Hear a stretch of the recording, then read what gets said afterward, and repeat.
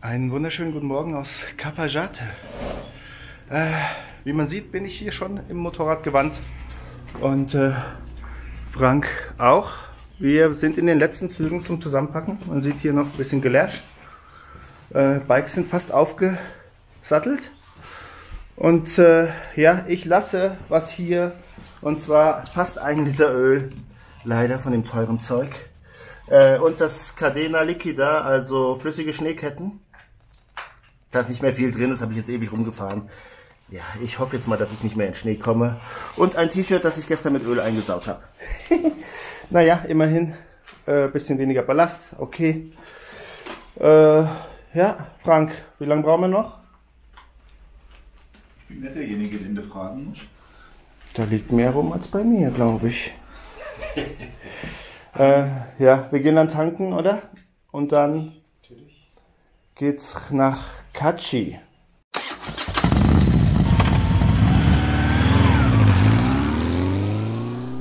So, getankt. Heute sind es 160 Kilometer, knapp 4 Stunden, weil es kurz ab nach irgendwie 2 Orten soll es dann Offroad gehen. Irgendwas zwischen Sandpiste und Schotterpiste. Bin ich gespannt. Hier biegen wir jetzt ein auf die Ruta 40. Das ist sie schon hier. Ruta 40. Die Ruta 40 ist mit 5080 Kilometern eine der längsten Nationalstraßen der Welt. Und ich habe schon einige Videos darüber gemacht, war am Nullpunkt ganz im Süden in Patagonien und bin ungefähr 3000 Kilometer auf dieser Straße gefahren. Jetzt habe ich 1000 Kilometer ausgelassen, weil ich auf der chilenischen Seite in der Atacama-Wüste war. Und jetzt geht es zurück auf die mythische Ruta 40, wie sie die Argentinier nennen. Es liegt ungefähr auf 1600, 1700 Metern hier. Und es geht heute hoch dann auf 2200, glaube ich, ungefähr.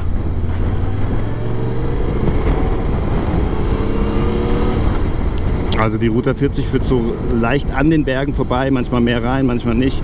Aber quasi an der Grenze zu Chile parallel hoch. Ist auch witzig. Hier links Wein, rechts Kakteen.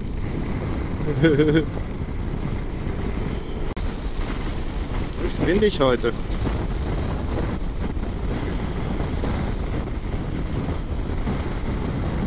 Das sieht doch super geil aus zum Frühstücken.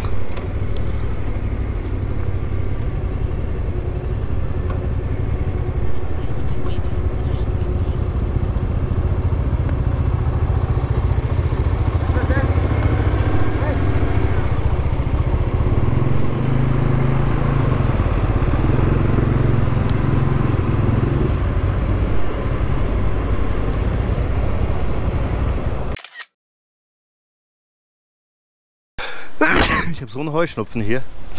Oh, Entschuldigung. Ja, mittlerweile sitzt keiner draußen mehr, denn es ist so eine Art Sandsturm aufgezogen. Wir hoffen, dass es jetzt noch besser wird. Denn jetzt sollte es nicht mehr weit sein, bis die Asphalt aufhört.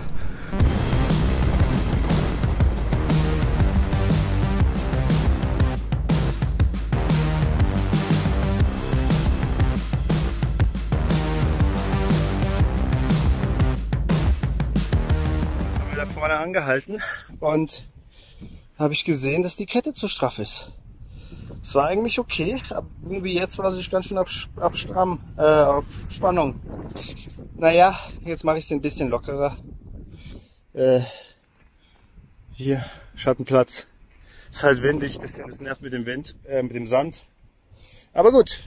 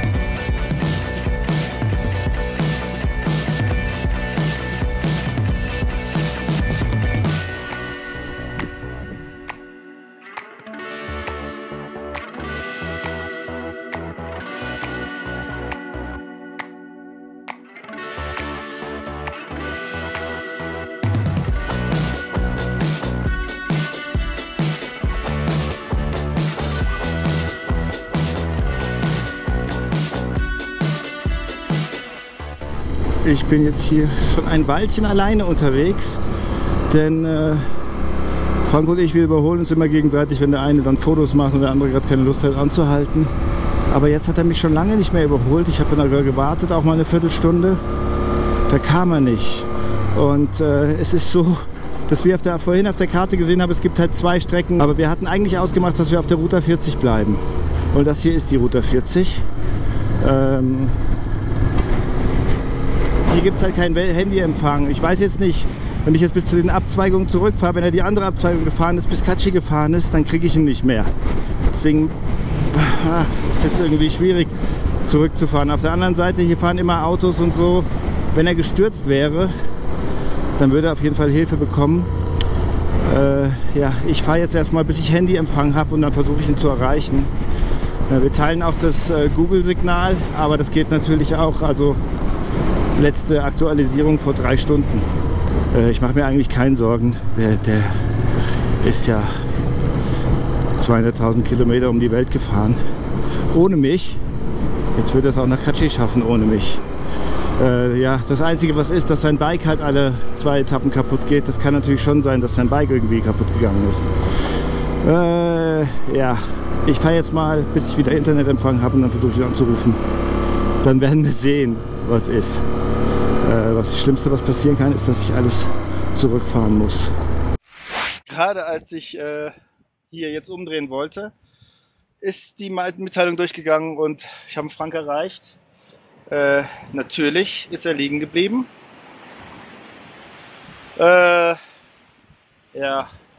das ist so nervig mit seinem Bike. Wirklich, keine 2 Etappen kannst du mit ihm fahren, dass das Ding liegen bleibt. Er muss die Benzinpumpe wechseln und ich muss jetzt eine Stunde zurückfahren und dann müssen wir da zelten. Bock habe ich darauf überhaupt keinen, aber ich muss natürlich jetzt zurückfahren. Also werde ich jetzt zurückfahren und es ist natürlich noch irgendwo, wo es nichts zu essen gibt und so. Also werde ich dann noch zu irgendeinem Ort fahren müssen und noch was zu essen holen. Ach, ich bin genervt auf jeden Fall.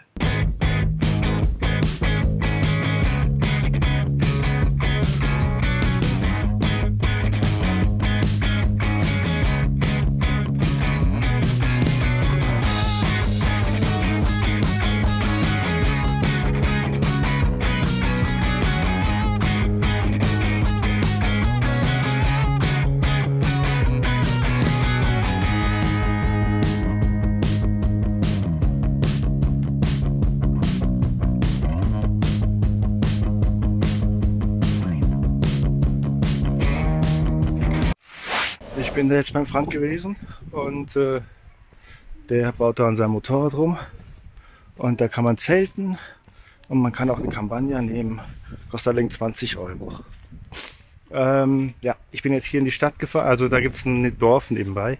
Es ist jetzt 8 Uhr und um 8:30 macht die Fleischerei auf. Ich habe ja noch Grillkohle einstecken, deswegen würde ich gern was grillen. Jetzt warte ich hier, bis es aufmacht, glaube ich. Nehme ich Grillkohle mit und dann können wir da grillen.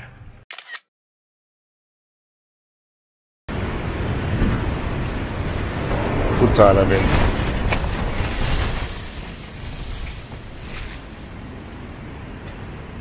Der Sand ist so fein, der geht durch das Netz von dem Zelt. Obwohl dann noch die Folie doch drüber ist.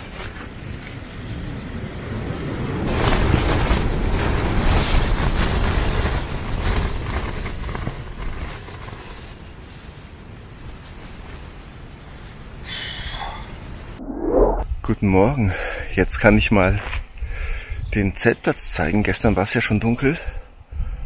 Jetzt ist das Ganze idyllisch. Wir haben hier auch so eine Grillstelle, da haben wir gestern noch gegrillt. Und jetzt kochen wir gerade Kaffee.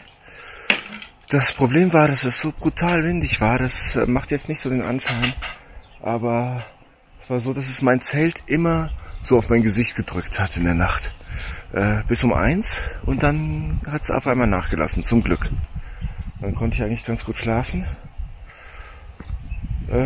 Frank macht jetzt noch schon wieder mit seinem Motorrad. Der hat die Benzinpumpe gewechselt, aber er glaubt, dass das Ventil durchgeblasen werden muss.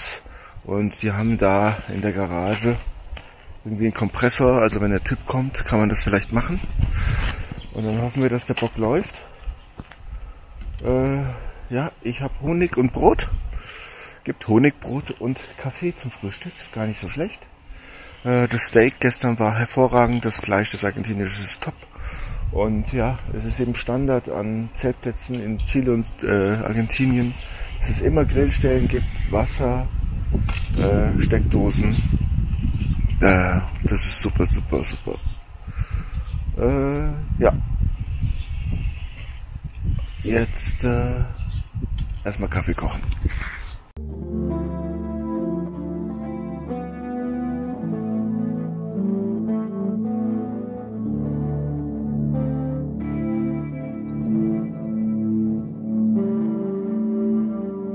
So, während ich hier so ganz langsam anfange abzubauen, macht Frank mit seinem Motorrad rum. Und jetzt gehen wir mal in Frankensteins Werkstatt und schauen mal, wie weiter ist. So, dann erklär mal, was das Problem war und was du gemacht hast. Sand im Einspritzventil. Das ist halt so, der Injektor, der hat so eine Scheibe mit 5, also in meinem Fall sind es so 5 kleine Löcher und da bildet sich halt der Dreck von innen, also die Durchflussrichtung halt, ja, also wie der Injektor jetzt geht. Und dann muss man den praktisch andersrum durchblasen, weil da halt die Verengung halt nicht ist, also diese 5 Scheiben, die 5 Löcher drin. Und das hast du jetzt gemacht? Und das habe ich jetzt gemacht, oder? Und, aber den Injektor kann man jetzt nicht mehr sehen, weil du den schon eingebaut hast. Den habe ich jetzt schon eingebaut, ja. Das ist im Tank alles, die Benzinpumpe und so? Die Benzinpumpe ist im Tank, die sieht man dann halt überhaupt nicht. Und der Injektor, der ist halt am Ende von der Benzinleitung, bevor der in den Throttle Body, also den ehemaligen Vergaser geht. Und da ist da drin. Okay, ja. Und wann dann testen wir jetzt, ob es geht? Jetzt? Jetzt?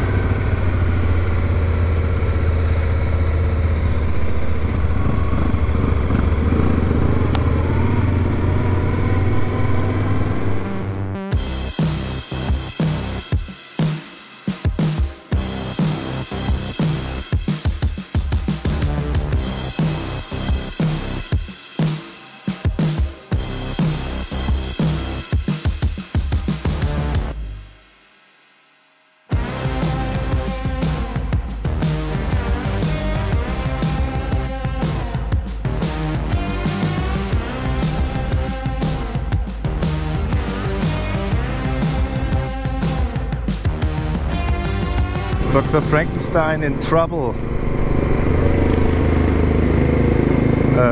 Eben war so ein Anstieg, ist er kaum einen Berg hochgekommen.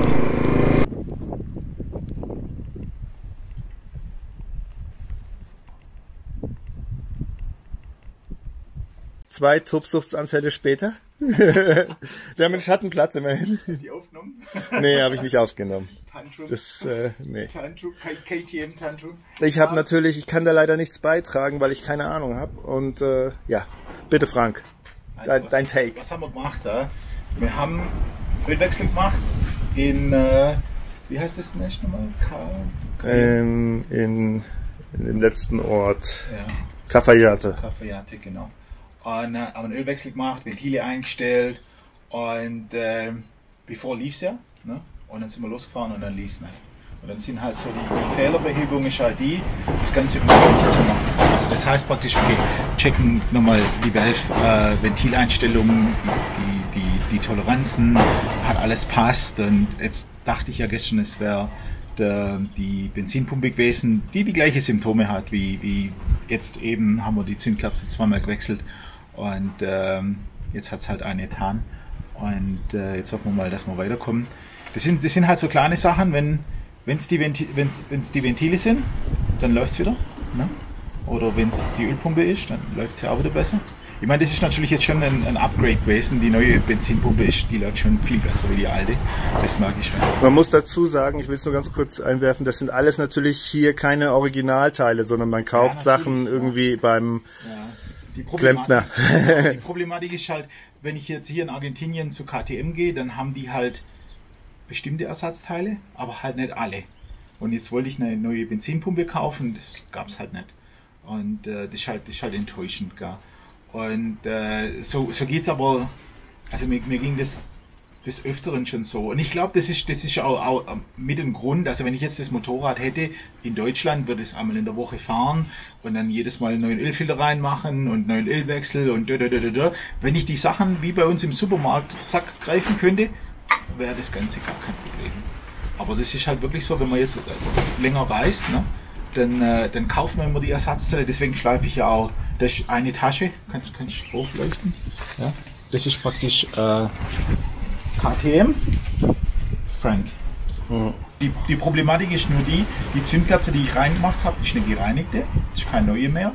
Ich habe vorher auch eine gereinigte reingetan und die war neuer, hat aber nicht getan. Und die tut jetzt. Ne? Und das sind halt, wie gesagt, das sind halt so Faktoren. Das ist halt immer so ein bisschen ärgerlich, weil man halt nicht mit Neuteilen, von Neuteilen spricht, sondern das sind halt schon mal benutzte oder halt benutzte und eben auch Alternativen, so wie mit der Benzinpumpe, wo es dann, ja, die hat den Druck, aber das ist keine KTM.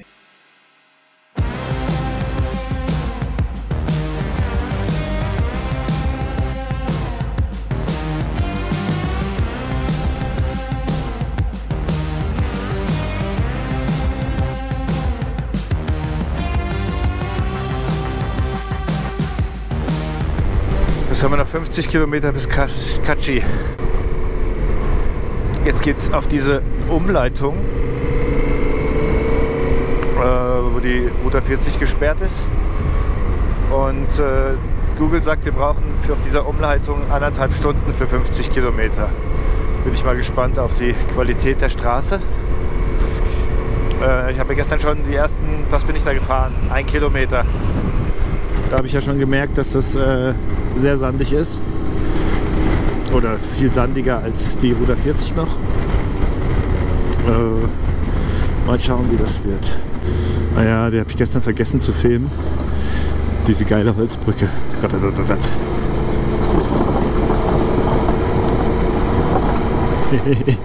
Und das ist jetzt die Umleitung. Jetzt bin ich fast wieder da, wo ich gestern schon war.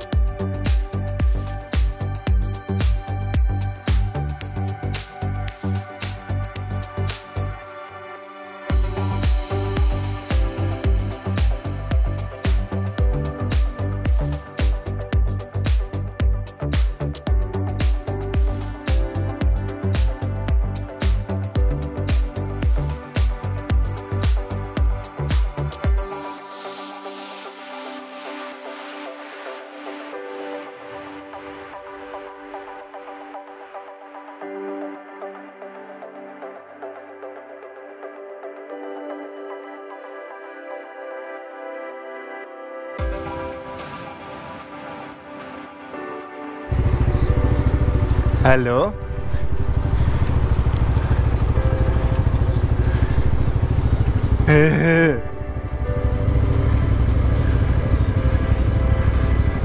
Oh, Käppchen.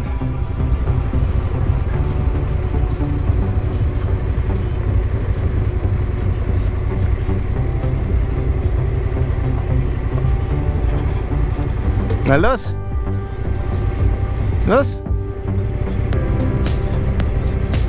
Auf! Alle rüber!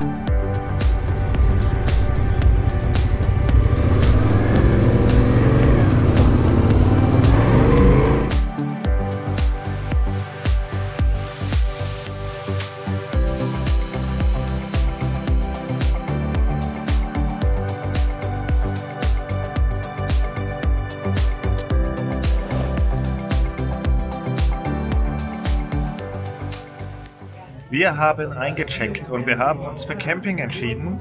Kostet 2 Euro die Nacht. Dafür sind wir jetzt in der Weinbar und gönnen es uns richtig. Es gibt Malbec, selbstverständlich. Hier wird Musik gespielt. Und ja, wir essen Gulasch mit Spätzle. Morgen zeige ich dann mal, wie wir campen, wenn es hell ist. Ich hoffe, es wird nicht so kalt, wir sind hier auf 2400 Metern. Schauen wir mal, aber im Moment sind wir beide, glaube ich, recht zufrieden.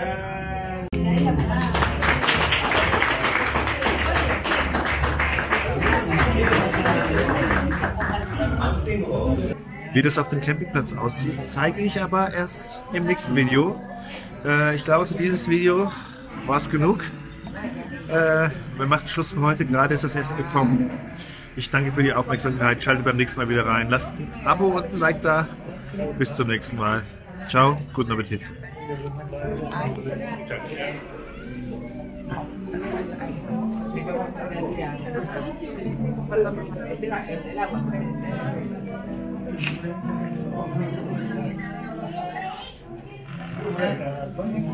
Gut?